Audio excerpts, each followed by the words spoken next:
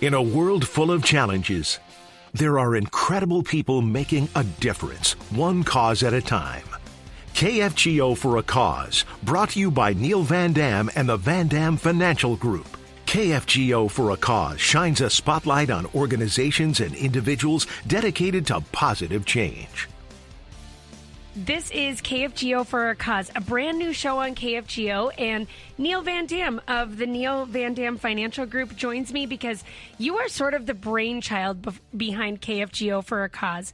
Tell us how you come up with this radio show that's going to be featured now every Sunday morning at 6 a.m. We're going to be waking up with you. Well, thanks for the introduction. Basically, it all started with a lot of different conversations with a lot of different charities. And a big part of what we do for a living is helping people who are very charitable find the most tax-efficient way to get money to those charities. And one of the favorite parts for me is finding out what people care about.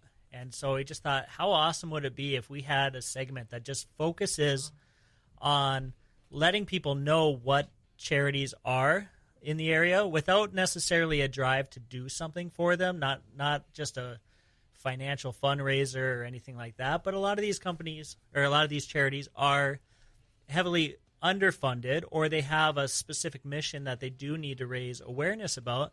And then some of them just have basic volunteer opportunities that would be great for just the basic community to know about. I mean, I love this concept of introducing people that are doing really amazing things, oftentimes in the shadows of our community. We don't know the people that are doing all of these things. We don't even know what they're doing, but they're filling all of these needs, and they're really making all these things happen sort of without any of us knowing it. I mean, we're really lucky, right? We're privileged not to know what these organizations are doing. So it's sort of our job to brush up on all these people in our community that are doing really cool things. And I love that you have a unique perspective on it, right? So you're helping people make sure that they can get their money to charitable organizations that they love.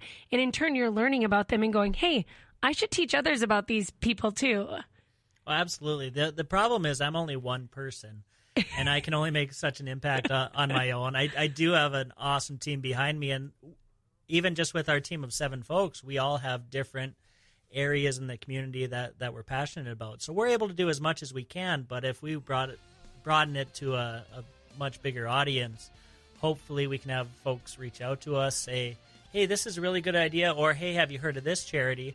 And while we can't financially help everyone that we ever meet, maybe we can make the right introduction to someone who can.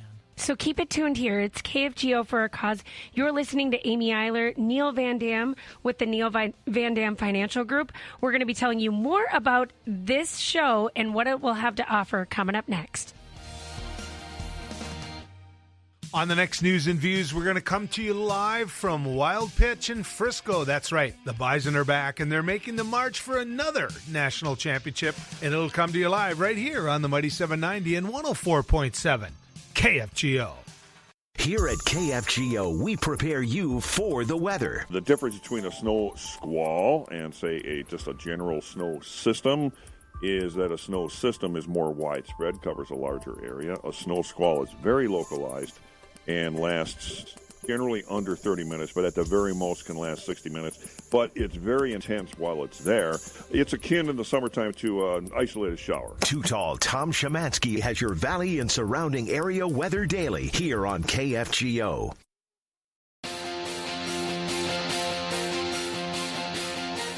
Welcome back to KFGO For A Cause with Amy Iler and Neil Van Dam with the Van Dam Financial Group. This is a brand new show. We're going to be waking up with you every Sunday morning. We're starting off 2025 with a brand new show here on KFGO, and we're so excited about it. Really, it is Neil Van Dam's brainchild of wanting to point a spotlight on wonderful people and wonderful organizations that are doing good in our community.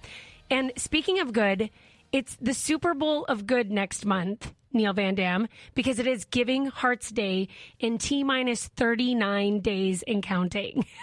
This is really the Super Bowl for if you're a nonprofit.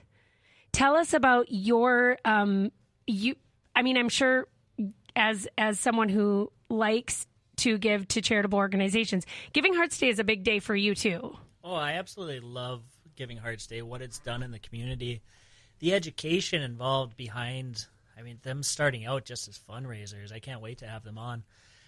For me personally, I'm a board member of a local charity here, and this charity was doing well, but it financially, we were 1 or 2 years away from a big donor pulling out to not have our charity continue. But that was about the time that Giving Hearts Day was starting. We got more and more involved in it.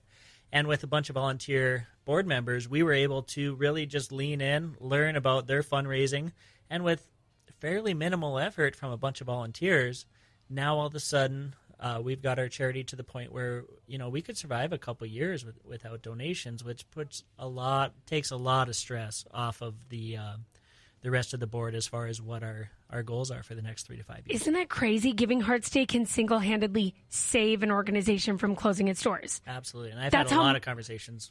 That's how monumental that day is. Okay, so do you know sort of, and Gina Pinovich, I know, is going to be a guest coming up on this show.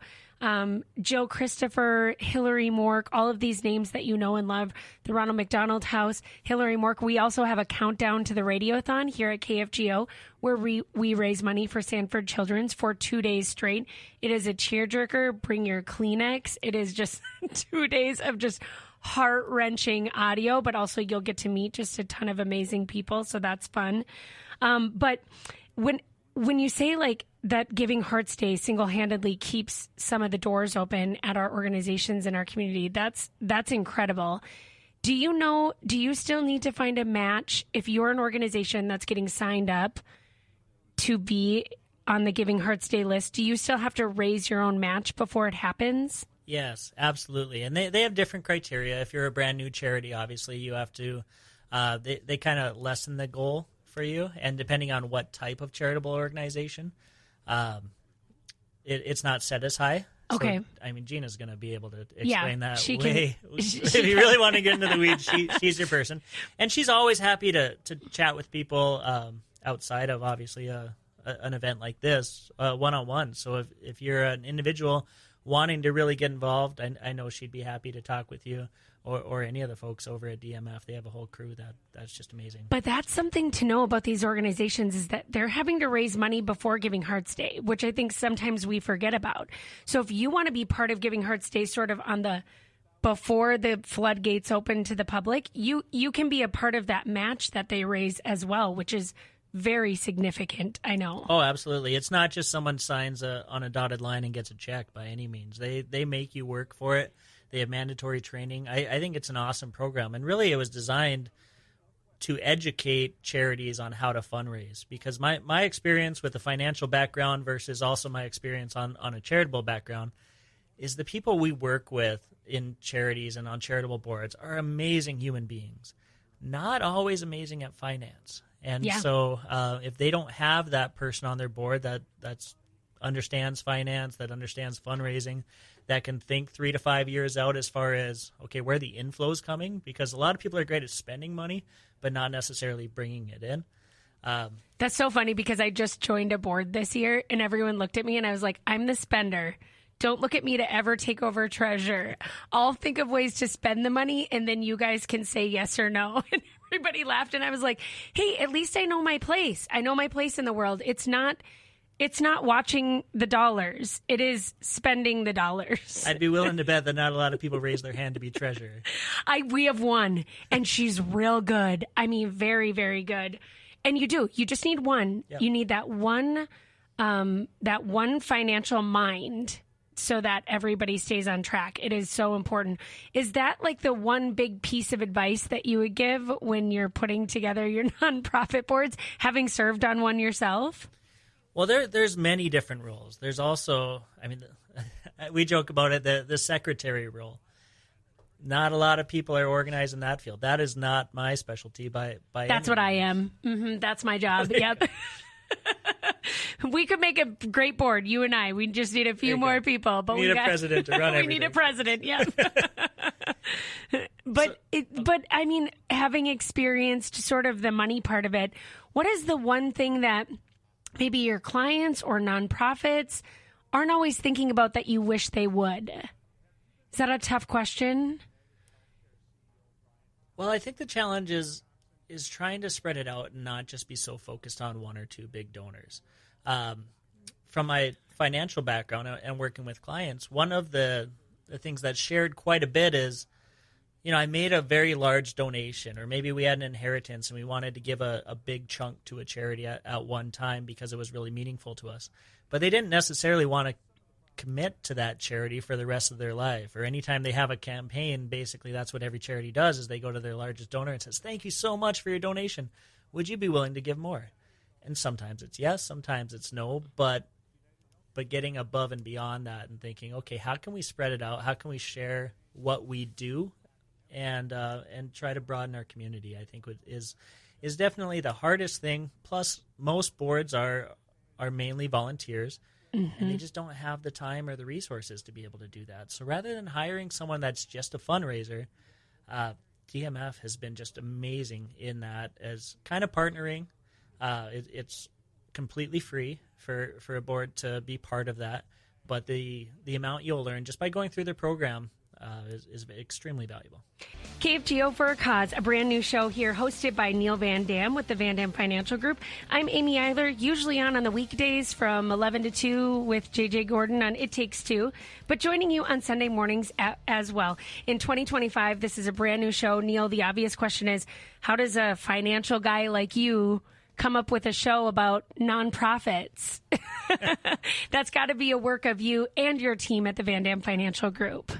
Well, I'd love to say that 100% this was my idea and I created it, but that's absolutely not true at all. JJ and Amy really were thinking about this idea, and Amber, who I've known well for many, many years. And in fact, JJ and I have been involved in different charities at the same time, so have just ran into each other at different charitable events for, I don't know, the last 15 years or so. Yeah. But so they had the idea for the show. I had the idea of helping more, and Amber kind of connected us and just said, "Hey, you guys are exactly the right fit for all of this. What if we all created a show and just spotlighted on charity?" So above and beyond what some of the organizations in town are doing from a helping, this is more just of an education show, and I'm really excited to just get the word out. Yeah, I mean, this one is the first of its inception, and so we just decided that we would just get to know Neil better, and we would just chat a little bit about what we dreamed this show would be.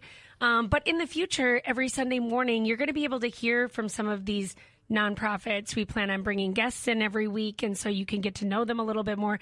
If you're involved in an organization or you have one that you're really passionate about, you can always text us at 35270. That's our Adventure RV Text Club. Let us know what organizations you would love to hear from on this show. We'll take your cues too. I guess you can be a part of this, and you can be a part of its planning and advocate for the charity that you love the most. So text in 35270. We'll be monitoring our text club and watching for any ideas that the listeners have too, so that they can be a part of this. I'm sure there's one out there that we're going to meet along the way that we've never even heard of, Neil. Well, honestly, that's one of the thing I'm most excited about is I am very aware of a lot of charities that exist. But when we talked about filling 52 weeks of radio, I'm like, yeah. I mean, I probably know 20, 25 really well. But man, 52 is a lot. So we're really going to be dependent on listeners telling us what's important. Yeah. Every year around Thanksgiving time, we write out a letter to our clients saying, if there's a charity of interest that you think we should look into as a team, because we do a lot of just nonprofit work around the community, let us know. And so I think this is just going to magnify that. I'm really excited about it. Tell us a little bit about the Van Dam Financial Group. Tell us about your organization. Well, it started with me. And clearly, Neil Van Dam, Van Dam Financial Group. I'd love for our name to be something different, but due to our compliance regulations, that's kind of one of the only choices we have. Yeah, I mean, behind the scenes is like you'd love to get your name off of it, right? Absolutely. I mean, talk about that quite a bit. But you can't. He's stuck with it. So it's you. You began. Like, what year is that, and what does it look like? So I started in 2008, which is just an awesome time to get into finance. But at least I really realized what could happen with the market when. I mean, the negatives of it. Our team primarily focuses on retirement distribution, and so business owners and other folks that are getting to the point of retirement, how do they take this money out? How do they make it last the rest of their life? And then some of them have been blessed enough to have extra, and they start thinking about their legacy goals. How much do I want to leave to the kids? Do I want to spoil the kids? Or maybe I want to leave some extra to charity. And also in the last couple of years of working, what's the most effective way to maybe reduce taxation while helping charities? Because I've been charitable while I've been working, but I want to continue to be charitable when I'm retired. And so I just love that space. If you want to see me sit forward in my chair, start talking about charity, just because there's not a lot of advisors that do it. There are some that do it extremely well, but it's just usually not front and center on a lot of advisors' minds. We also do a lot just helping out because it's really fun. And so as I've grown the team, now there's 7 of us, we can do a lot. One of the things that bugs me the most is as our business has grown and grown and grown is I personally don't necessarily get the time to take away to help with these organizations, but someone from my team is. So it's really cool to do more than just what I can physically do and see how at least people who are on our payroll are able to take the time to help out, and they want to. Yeah, that's amazing. How many people do you have over at Van Dam Financial Group? There's 7, including myself, but we are definitely expanding. Oh, that's good. So 2025 is going to be more expanding for you. Yes. That's the goal? Yeah, that's the goal. We have a lot of things in the works. You got a little twinkle in your eye when I said that. Like, oh yeah, they're big dreams here. And you personally, not that we have to talk about you personally, but have kiddos, are busy in the community yourself with nonprofits. Are you already teaching them at a very young age about save, spend, give? Does that try happen? to. I have a 3, 5, and 11-year-old. So the 11-year-old's catching on to some different things. The 3 and 5-year-old are more interested in candy right now. Yeah, But, it's just sharing that is a big enough challenge at home. I mean, sharing is it's a very developed social emotional skill, like it's it takes some time to learn that. It takes some time to learn that. But just like, so for me personally, really got involved with Camp Casey, Kids Against Cancer Everywhere. So a summer camp for kids with cancer and their siblings, and just being such an adult all the time, always working in finance. I mean, you're talking numbers, you're talking strategy, you're talking how do I get wealthier? How do I work on that? 1 week of the year, I get to just take that suit off and be a kid, just be another counselor. Those people who know me in that world don't know me as a professional at all. In fact, when they find out I have a real job outside of camp, they're like, "Really? Someone hired you?" It's like, no, I had to kind of build it on my own. I built it all on my own. Yeah, that's sweet. I love that. So that's really was that the first organization, the first nonprofit organization that you sort of fell in love with? That's the one. I mean, there's been plenty of things along my life, but that's the one that really I went to once, and it was just because a friend invited me, and just instantly became addicted to. So that kind of sparked it. Now Marshall on my team's been coming as a counselor for the last 2 years as well, and I see that continuing. Sweet. Well, we're going to probably meet them along the way here on KFGO For A Cause. Like Neil mentioned, we have 52 weeks. That's 52 different organizations. We probably won't get to that many, for sure, only 51 at this point, but we'll try to get to as many as we can throughout the year here. And Neil, thank you so much for stepping up to do this. Absolutely. So we're going to need your help if you can text that number. Yes. Text in 35270, 35270. Text in. Let us know who you'd love to hear on this program and who you'd love to get to know better. We're excited to feature a lot of different organizations over the coming weeks. And of course, you can always find this podcast at kfgo.com. We'll see you next Sunday morning at 6 a.m. here on KFGO.